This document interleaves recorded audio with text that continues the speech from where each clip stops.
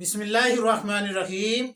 آپ حضرات کے سامنے نماز فجر کے تعلق سے ایک مسئلہ رکھ رہا ہوں جو کہ بڑا نازک بھی ہے اور اس کو دھیان اور توجہ سے سننا۔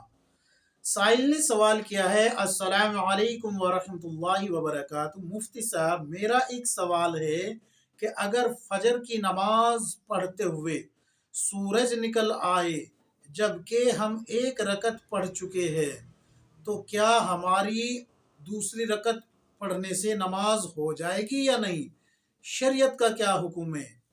اور دوسرا سوال یہ ہے کہ چوتھائی سر کا مسح کرنے سے کیا سنت پر بھی عمل ہو چکا ہے، یعنی عمل ہو جاتا ہے یا نہیں؟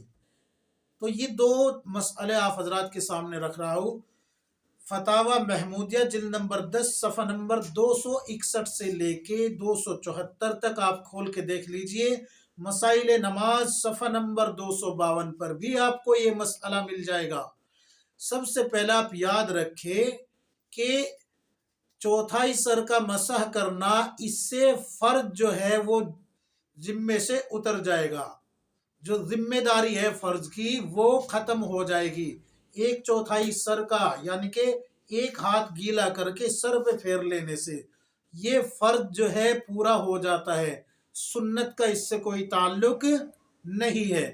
یہاں یہ یاد رکھے، سنت مسح کرنے کے لیے آپ کو دونوں ہاتھوں کو پورا استعمال کرنا ہوگا، اس طریقے سے، ایسے یوں دونوں ہاتھوں کو گیلا کرے، یوں پورے اچھے طریقے سے پانی میں بھگوئے اور پھر یوں پورا پھیرے، یوں یہاں پیشانی کے بالوں سے لے کے اور یہاں گدی تک لے کے جائے، گدی تک۔ یاد رکھے اگر اس گدی سے نیچے بال لٹکے ہوئے ہیں تو اس پہ مسح نہیں کرنا، بلکہ گدی تک کرنا ہے اور گدی سے پھر یوں واپس لے کے آنا ہے، اس طریقے سے۔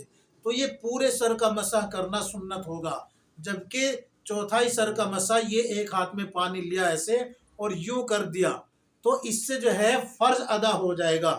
یاد رکھے فرض ادا ہوگا، سنت کا اس سے کوئی تعلق نہیں ہے۔ اور علماء نے اس کی جو اجازت دی ہے وہ چند مصلحت کی وجہ سے دی ہے، جیسے کہ کوئی بیمار ہو، نماز نکلنے کا خطرہ ہو، نماز کا وقت ختم ہو رہا ہو، جماعت نکل جانے کا خطرہ ہو، تو اس طریقے سے اگر کوئی چوتھائی سر کا مسح کر لیتا ہے تو اس کے لیے یہ جائز بھی ہے اور اس کا مسح بھی ہو جاتا ہے۔ اگر کوئی ویسے بھی کرے تو بھی مسح تو ہو جائے گا، لیکن سنت کے خلاف ہونے کی وجہ سے علماء کا فتویٰ آئے گا اس پہ مکروہ کا، کہ وضو مکروہ ہو گیا۔ سمجھ میں آ گئی بات؟